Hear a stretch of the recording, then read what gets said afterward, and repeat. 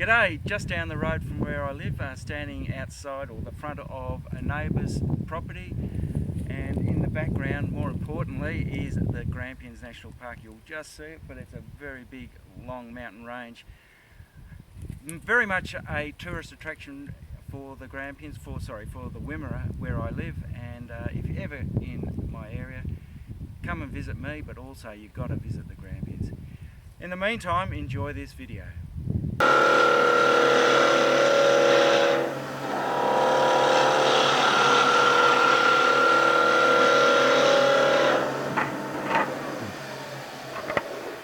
I've finally bought myself a decent sized skew chisel, and I'm really enjoying it. It's a P&N, an Australian brand, P&N. Beautiful tools, but the point of this video is the handle that I made for it. There it is. It's a Gumnut handle with some red gum up the end here, but Gumnut's cast in resin, and I love putting interesting handles on my tools. It just makes the whole experience of using that tool just that little bit more special. And this video is all about how I made this particular handle. Now, the piece of wood I'm starting with is about 4.5 inches long, 120 mil long, 50 mil or 2 inches square. Actually, this piece is bigger up one end, so it's bigger up this end than it is this end. So I'm going to put the bigger end down this end of the lathe, down the tailstock end of the lathe. And I've just got this mounted between centres, so I've got a steb style centre here. Bring my tailstock up.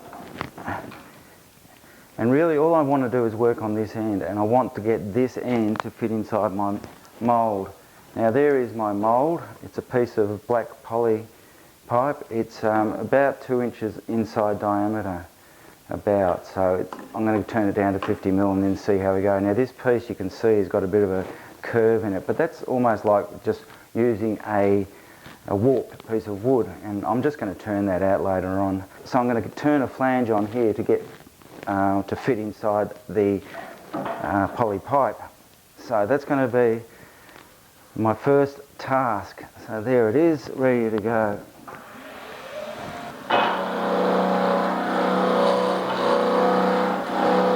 That's close to being round just here. And it doesn't seem to want to get close.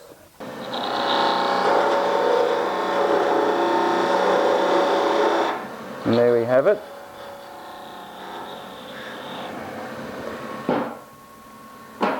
See if that fits.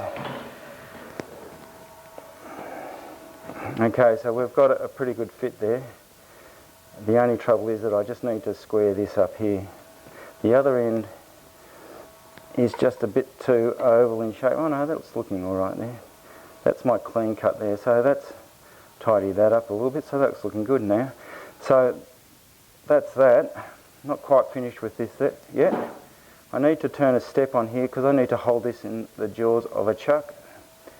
So back in between centres.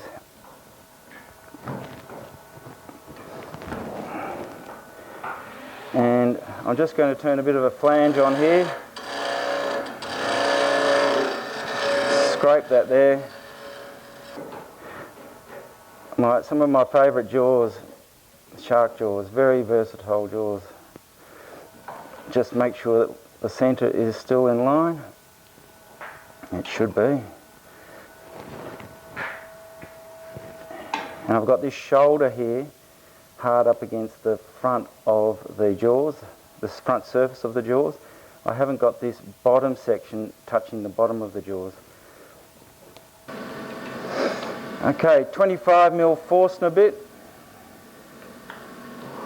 Just introduce that slowly, let it get established, and off we go.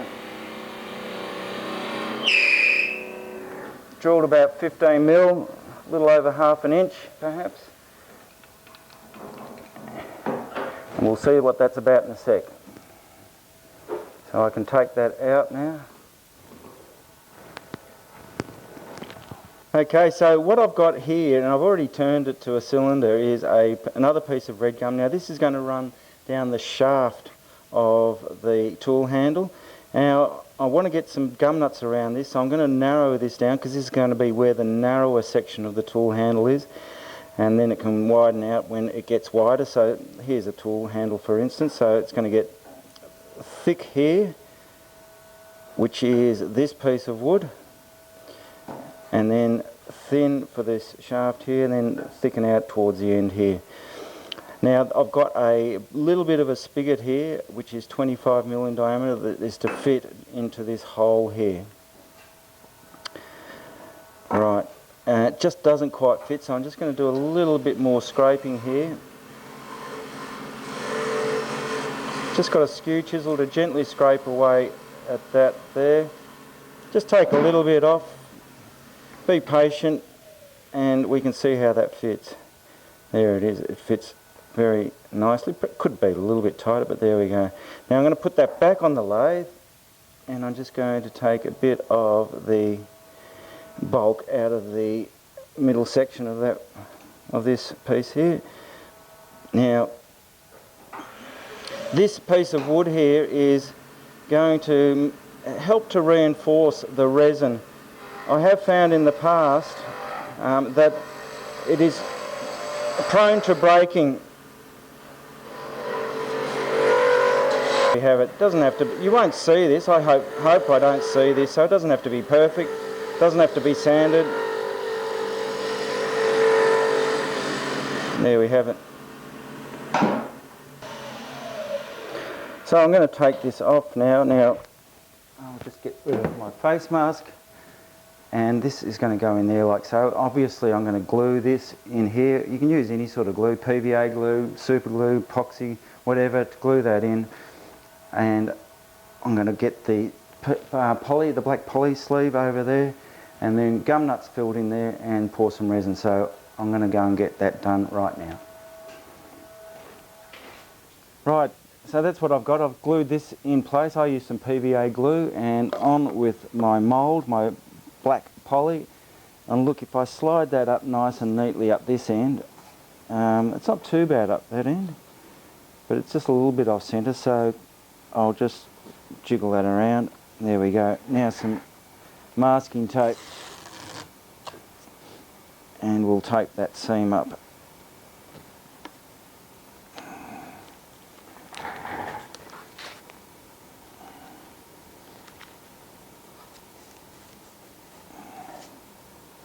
That's looking good. Now this seam here is fine, but this one here, because it's got a whole lot of creases in it, no good.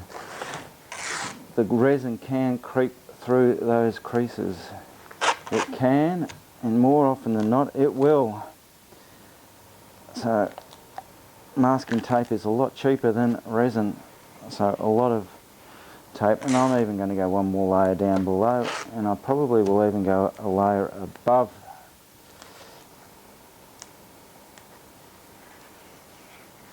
Really press that in, and a layer above.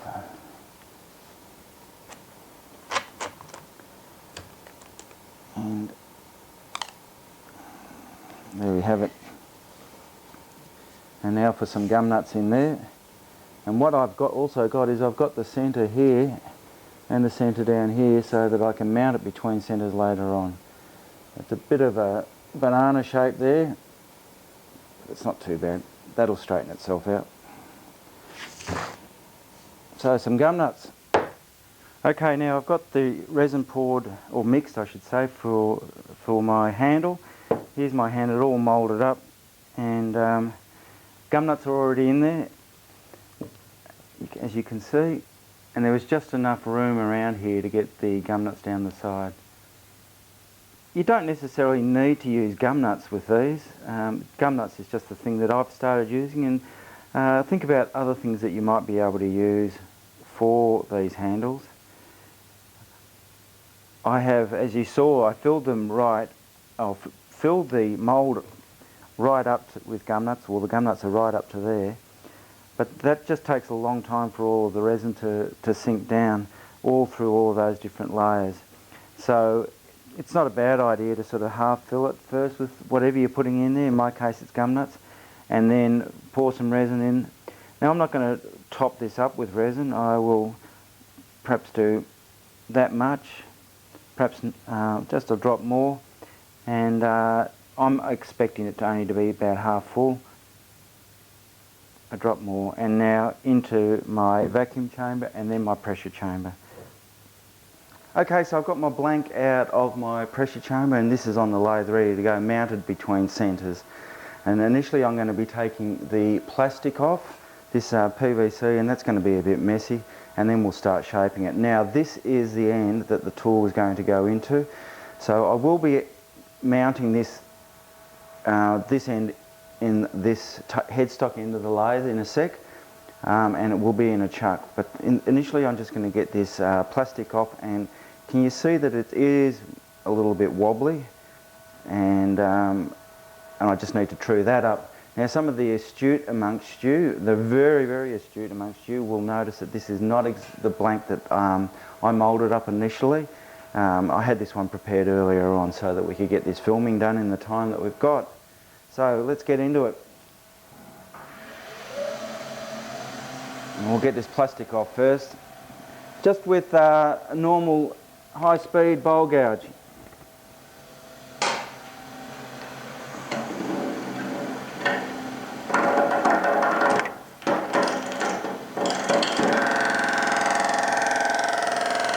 I've just got to, this is one of the problems where the plastic comes off a bit too early. There it is there. And we'll just have to deal with that. Just be careful of your hands with that though. And there's another one.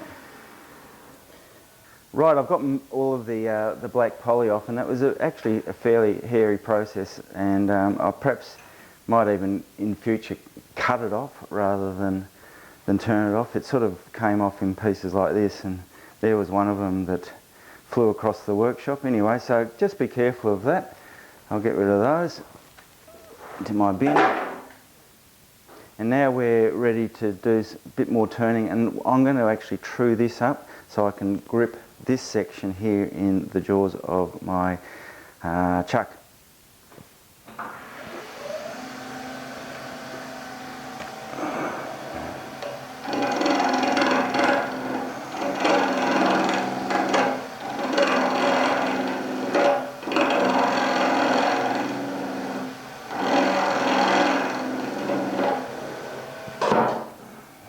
Just create a nice shoulder there.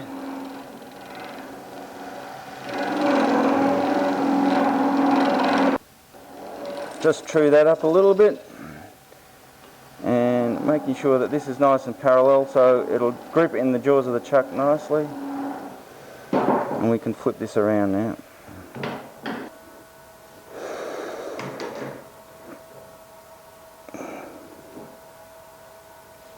Now I've got the centre mark up here, which will help me get it running nice and true.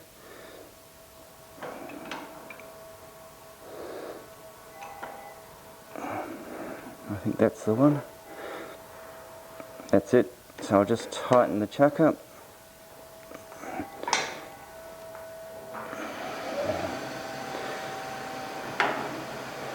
I'm just going to get this running true, and then we can drill the hole down the middle for our tool.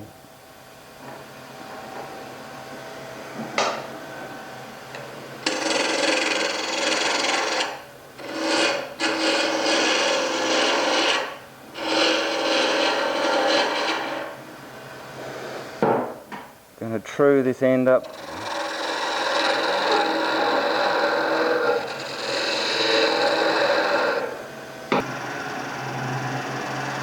I'm happy with that.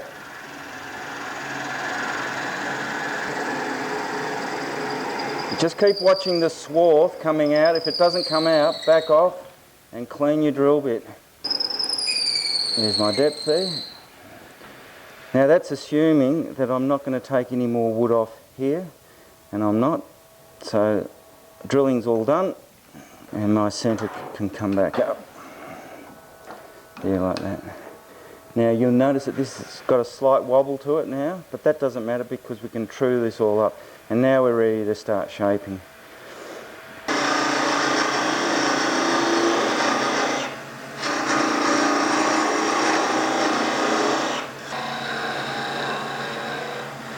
I'll just tidy that up a little bit.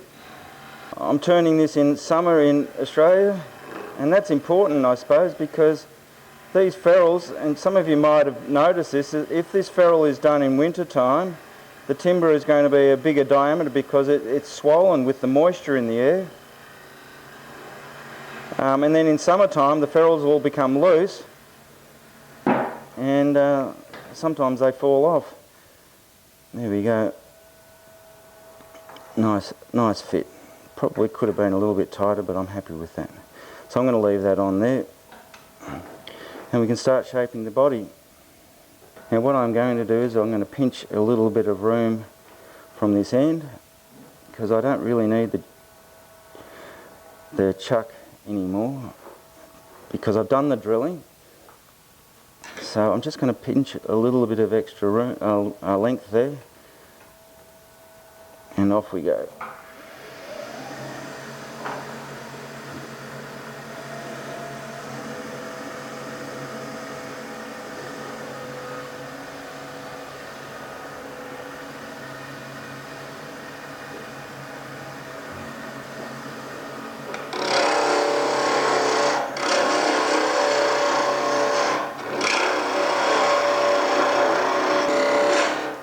And the resin is hard, so I'm going to change tools. I'm going to start scraping here.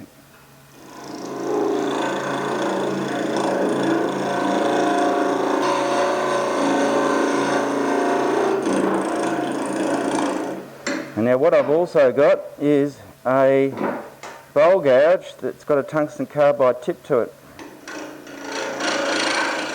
That'll help me get a bit of the bulk off.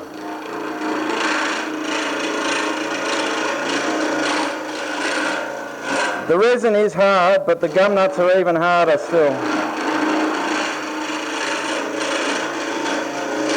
You can do this with high-speed steel, but the only issue with that is that you'll need to be very good at sharpening, because you'll need to do a lot of it. Whenever we get hard materials, slow the lathe down. You don't need to go at the same fast speed that you might be doing if you were just turning wood. Now I'm just defining the end of the handle here with my parting tool. So that's the end of the handle there. I'll tidy that up. We certainly don't want that harsh corner there. But I'm also going to shorten this ferrule. It's a bit long. And the way I do that is you can use turning tools, especially on copper, which is a fairly soft metal. It's a lot softer than high-speed steel. So we'll see how we go. Sometimes it works for me, sometimes it doesn't. But I have slowed the lathe down. There we go. Peels off nicely.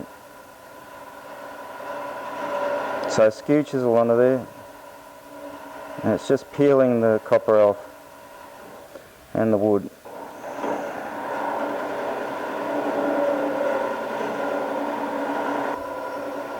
So there's the bevel rubbing, and then I am pushing the handle of the tool away from my body to get the cutting edge of the skew chisel in contact, just gradually. And when it starts to peel away, just keep it at that angle, gradually pushing the tool handle away as we go. Cut more and more.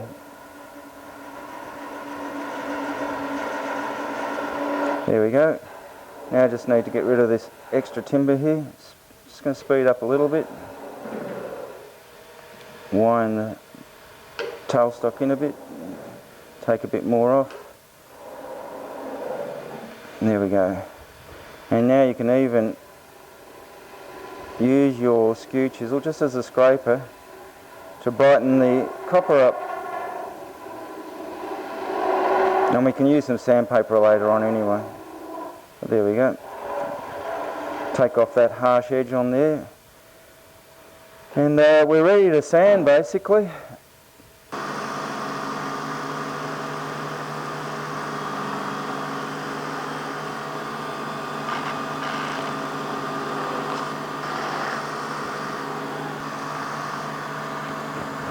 Okay, I'm just finishing off with the sanding at 500 grit, and then I'll get onto some of the U-Butte Triple E to polish this up.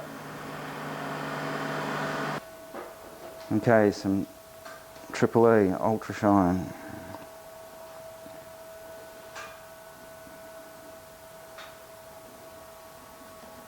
You can see how it's coming up already. It gives it, the resin has got a lot more depth to it now.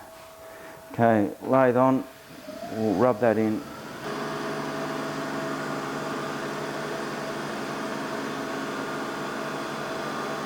Now I'm going to use some Shallow X Glow to finish it off.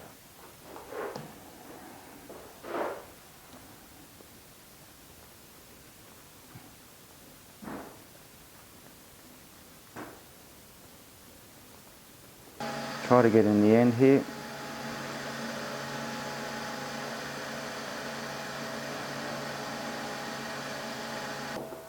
Now we've just got to get this off the lathe.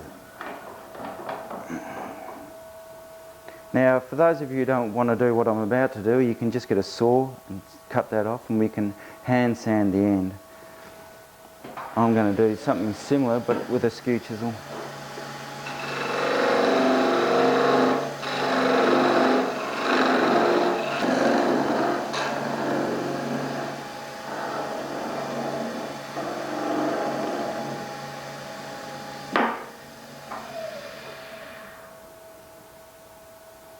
Look at that.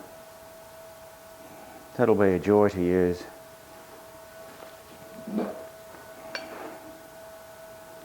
Nice tight fit there, so that'll, with a bit of encouragement, that will fit in there nicely.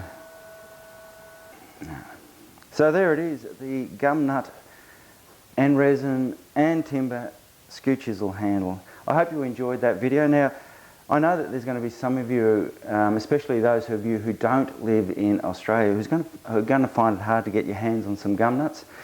I know that some of you will find the whole process of moulding it up a bit difficult. So, if you are interested, shoot me an email and I'm happy to supply you with a blank and you can make it yourself. So that's it for now. Don't forget to subscribe to my YouTube channel and like my Facebook page, which is U-Turn with Brendan Stemp. That's it. As I say, keep turning safely and I'll see you again.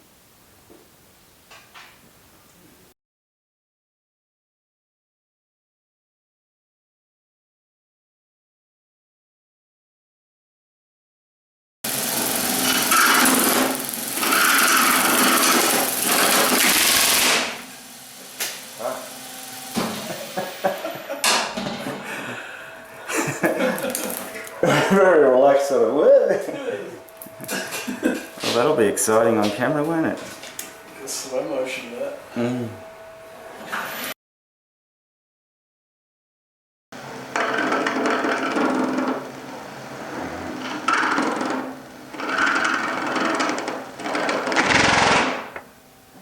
Fuck.